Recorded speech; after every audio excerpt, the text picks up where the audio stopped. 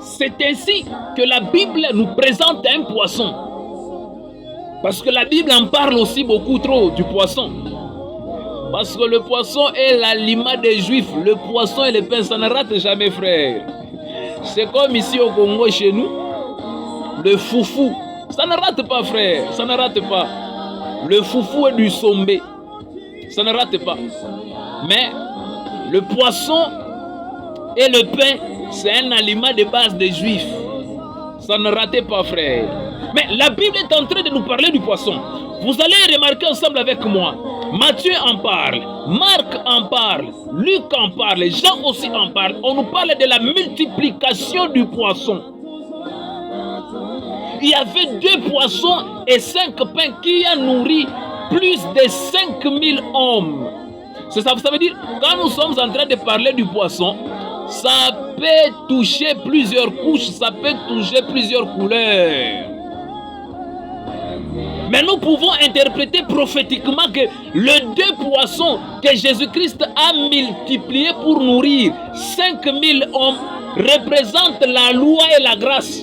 Parce que la loi et la grâce nous donnent la vie, frère.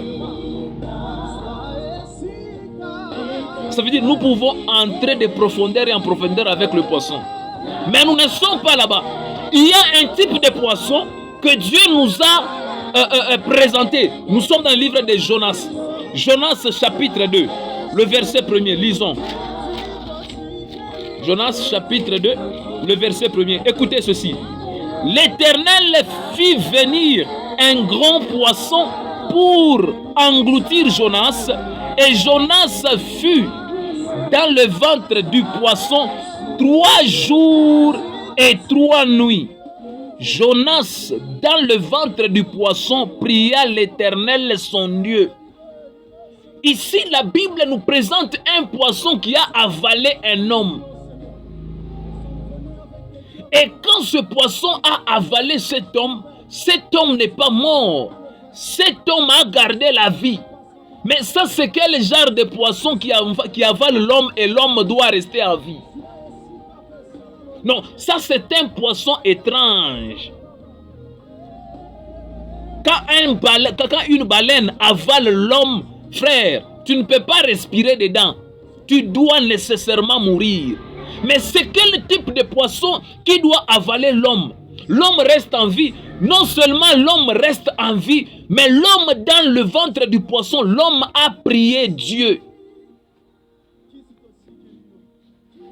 Mais ça, c'est quel genre de poisson qui garde l'homme en vie? J'aime la Bible. La Bible, elle est bonne, frère. Ah! Et quand vous allez remarquer avec moi, ce poisson a joué 3 rôles. Le premier rôle, le poisson a avalé. Le deuxième rôle, le poisson a gardé Jonas vivant. Le troisième rôle, le poisson a vomi Jonas. Et vous allez remarquer avec moi que, comme je vous ai dit que la Bible n'est rien d'autre qu'une répétition de ce qui a été. Vous allez remarquer avec moi, même dans l'arche, le premier rôle que l'arche a joué, c'est faire appel aux animaux, c'est faire entrer les animaux dans l'arche. Le deuxième rôle, c'est de conserver la vie des animaux et de Noé. Le troisième rôle, c'est de vomir les animaux et Noé pour qu'ils puissent continuer à vivre, continuer avec la mission. De même, le poisson qui a avalé Jonas, après que le poisson puisse vomir Jonas, Jonas a continué sa mission à Ninive. Alors, nous comprenons, nous pouvons parler prophétiquement en disant, le poisson qui a avalé Jonas, c'est l'arche, frère. Parce que Jonas représente tout un peuple. Jonas représente tout un peuple. De même, de cette façon que le poisson a avalé Jonas, c'est de cette même façon que l'arche a aussi avalé les animaux. Non seulement l'arche a avalé les animaux, mais l'arche a gardé les animaux et Noé vivants. De même, le poisson a gardé Jonas vivant. Jonas, dans le ventre du poisson, il a prié. Noé aussi, dans l'arche, il a parlé avec Dieu. Ah, le poisson joue aussi le rôle de refuge. Comme Jésus-Christ est notre refuge, le poisson a joué aussi le rôle du refuge. Alors nous pouvons aussi dire, ce poisson, c'est tout simplement la personne de Jésus-Christ. Pourquoi? Parce que en dehors du poisson, c'est la mort. Mais dans le poisson, c'est la vie. De même, en dehors de l'arche, c'est la mort. Mais dans l'arche, c'est la vie. J'aime beaucoup la Bible. Parce que vous allez remarquer avec moi, lorsque les animaux, ils étaient dans l'arche, leur nature a changé. Mais comment est-ce que leur nature a changé? Remarquez avec moi, dans l'arche, il y avait les lions. Dans l'arche, il y avait des chèvres. Dans l'arche, il y avait des lièvres. Dans l'arche, il y avait des carnivores. Dans l'arche, il y avait des reptiles comme les crocodiles et les autres. Mais pourquoi les lions n'ont pas mangé la chèvre dans l'arche? Pourquoi les lions n'ont pas mangé les lièvres? Pourquoi les lions ne s'étaient pas attaqués aux crocodiles? Parce qu'ils ne s'entendent pas. Nous comprenons que le rôle de l'arche non seulement était là pour conserver les animaux en vie, mais était là aussi pour transformer le caractère des animaux. Alléluia. J'aime la Bible. Les animaux, c'est la représentation des hommes, parce que Dieu nous a comparés aux animaux en disant, vous êtes mes brebis. Nous sommes les brebis de Dieu. Les animaux qui sont entrés dans l'arche, en réalité, c'était des hommes. Lorsque nous entrons dans l'arche, la nature doit changer. Je peux aussi parler dans une autre couleur. L'arche, c'est aussi l'église. Quand on entre dans l'église, la nature de l'homme doit changer. Tu étais impudique, tu deviens saint. Tu étais voleur, tu ne voles plus. Tu étais sorcier, tu es délivré. Tu étais une mauvaise personne, tu deviens une bonne personne. Pourquoi? Parce que tu es entré dans l'arche. Et on n'entre pas dans l'arche au hasard, frère. Pour entrer dans l'arche, il faut écouter. Ça veut dire, il y a un frère qui est venu t'évangéliser. C'est un Noé qui parle aux animaux. C'est pourquoi nous disons que ces animaux-là n'étaient pas des animaux ordinaires, frère. C'était des hommes. Mais ça, c'est quel type des animaux qui écoutent la voix de l'homme et qui obéit à la voix de l'homme? C'est par là que nous distinguons deux types des animaux. Il y a les animaux domestiques et les animaux sauvages. Les animaux domestiques sont dressés et quand on leur donne des ordres, ils doivent accepter et obéir à l'ordre. Mais les animaux sauvages, quand ils voient l'homme, ils attaquent directement l'homme parce qu'ils ne sont pas dressés. Nous, en tant que des animaux domestiques de la maison de Christ, nous sommes dressés par rapport à la parole de Dieu. C'est pourquoi nous disons, le poisson qui n'était pas dans l'arche, c'était l'arche lui-même. Alléluia. J'aime cette révélation. C'était lui-même l'arche. Et cette arche, ce n'est rien d'autre que la personne de Jésus-Christ. Seul en Jésus-Christ, il y a la vie. La Bible déclare, il est le chemin, la vérité et la vie. C'est la personne de Jésus-Christ qui est le poisson. C'est pourquoi, quand le déluge doit venir, nous devons nous cacher dans l'arche comme le poisson comme le Seigneur Jésus-Christ. C'est là qu'il y a la vie. C'est là qu'il y a une vraie conservation de la vie. C'est là qu'il y a la protection. C'est là qu'il y a la sécurité. Le déluge comme l'image des problèmes, le déluge comme l'image des situations difficiles, le déluge comme l'image de la mort, le déluge comme l'image des problèmes, le déluge comme l'image des déceptions, le déluge comme l'image des crises, le déluge comme l'image des souffrances. Si les souffrances viennent, nous devons nous cacher dans l'arche, parce que vous allez remarquer avec moi, même quand Samson a été attaqué par les Philistins, Samson a fui dans le rocher du caverne. Or, lorsque nous parlons du rocher, nous voyons la personne de Jésus-Christ. Parce que la Bible dit, ils ont frappé, ils ont tous bu à un rocher, à un breuvage spirituel. Et ce breuvage spirituel, c'était Jésus-Christ de Nazareth. Le rocher qui donne l'eau. Le rocher qui donne la vie. Ils ont frappé sur le rocher. L'eau est sortie du rocher et ils ont bu. Les rochers comme Jésus-Christ, notre refuge. Le poisson comme Jésus-Christ, notre refuge. Il nous conserve en vie, frère. Le poisson que nous sommes en train de parler, qui était absent dans l'arche, c'était la personne de Jésus. Frère, seul le poisson a la capacité de vivre dans l'eau. L'homme ne peut pas vivre dans l'eau, frère. Seul le poisson. C'est pourquoi, quand Jésus-Christ a donné l'ordre à Noé que tous les animaux doivent entrer, excepté le poisson, parce qu'il savait que c'était lui-même le poisson qui devait le porter. Seul le poisson avait la capacité de surnager dans l'eau.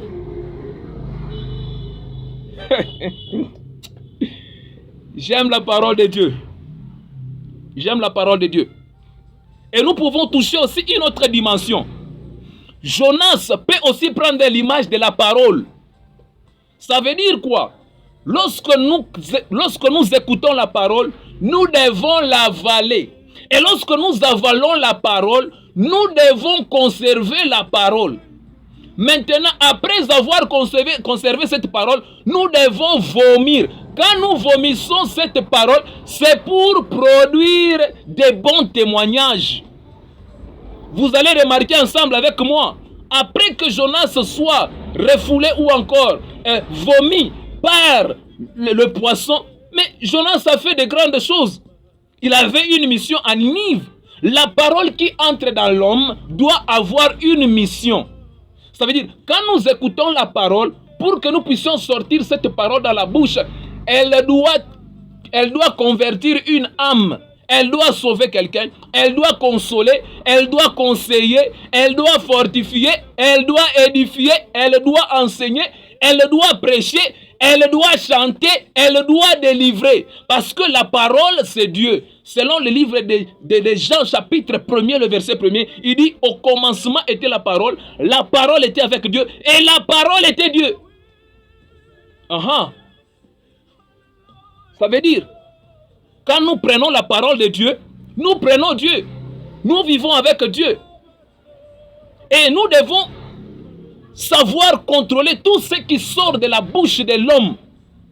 Parce que le rôle de la parole de Dieu, c'est de transformer, frère. C'est de sauver. En dehors du poisson, frère, c'est la mort. C'est la mer. Tu seras englouti par la mer. Parce que, écoutez, les gens qui ont jeté Jonas dans l'eau, le but c'était que Jonas puisse mourir afin qu'eux soient épargnés de la colère de Dieu. Mais Dieu fit venir un poisson. Le poisson peut aussi jouer le rôle de la terre.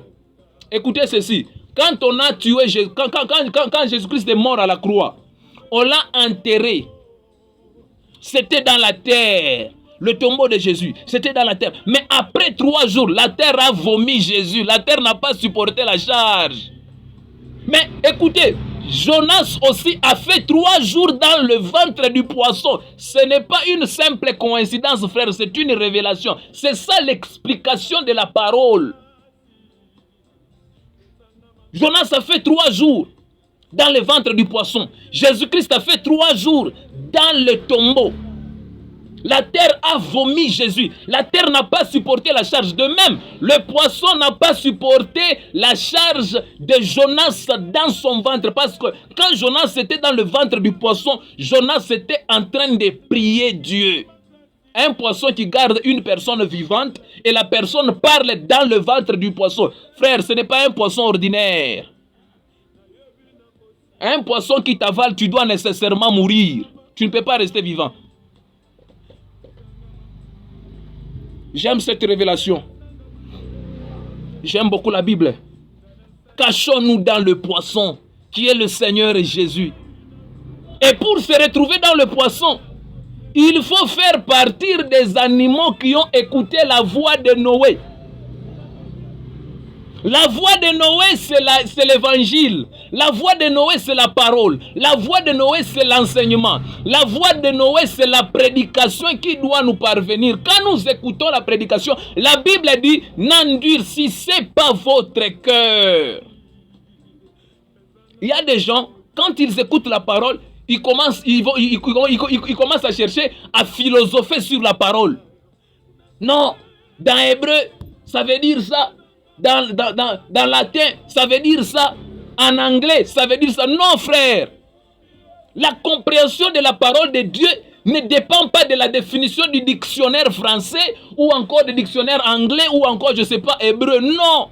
La Bible s'interprète elle-même. Toute question posée par il est écrit est répondue par ainsi dit l'Éternel. Vice versa. Nous n'avons que deux messages, frères. Et comme j'ai l'habitude d'écouter certains prédicateurs qui disent non, les 4 évangiles synoptiques, Matthieu, Marc, Jean, Luc, non, il n'y a pas 4 évangiles, frère. Il n'y a pas 4 évangiles. Il n'y a que l'évangile de Christ. Nous n'avons que 2 messages, frère. La loi et la grâce, c'est tout. Et nous n'avons que 2 prophètes majeurs, à savoir Moïse et Jésus-Christ. Frère, la loi de Moïse, elle est bonne. Pourquoi? Parce que c'est dans la loi de Moïse où nous avons retrouvé. Il dit, si tu voles, on va t'arrêter. Si tu tues, tu seras condamné. Mais n'est-ce pas ce qui se passe? La loi de Moïse, elle s'applique et sur les chrétiens et sur les païens. Mais quand un païen vole et qu'on l'attrape, on va le mettre en prison.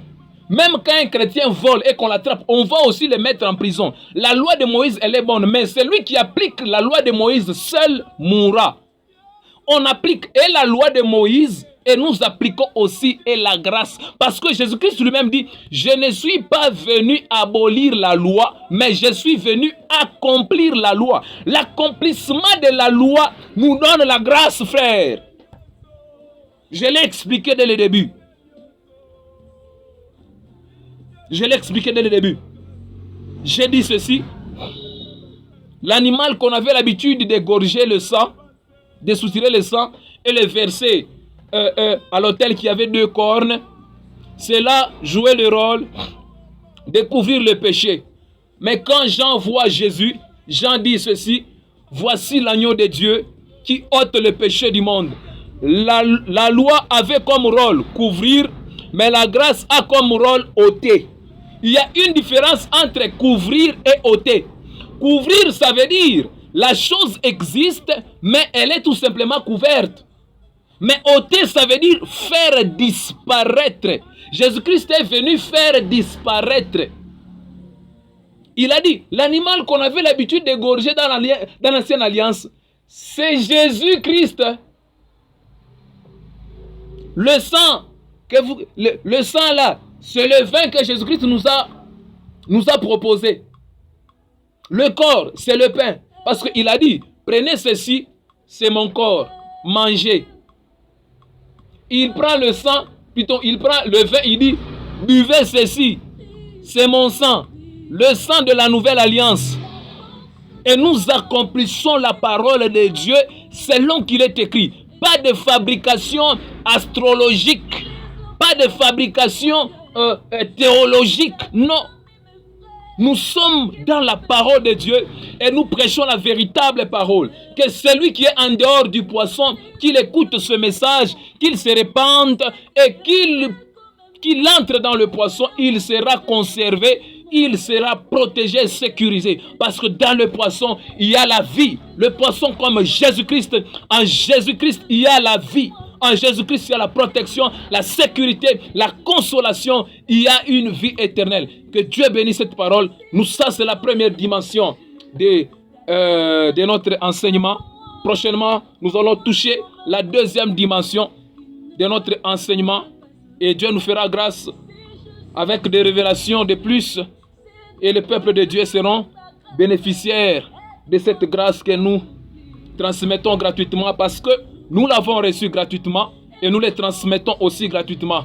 Nous ne demandons pas de l'argent pour écouter notre prédication. Nous sommes là, nous sommes disponibles. Vous pouvez nous appeler, nous contacter, nous inviter et nous allons transmettre l'évangile de Dieu. On ne demande pas l'argent, frère. Nous ne sommes pas de ceux qui, lorsqu'on les invite, ils exigent de l'argent. Non, frère. Christ est mort à la croix gratuitement pour nous, pour que nous soyons sauvés. Et ce qui nous a fait des dons, et ces dons, nous devons aussi les transmettre gratuitement. Alors d'ici là, portez-vous bien. Que Dieu vous bénisse et que la paix du Seigneur Jésus-Christ puisse régner dans l'arche, puisse régner dans vos familles, puisse régner dans tout ce que vous faites comme activité. Que Dieu vous bénisse.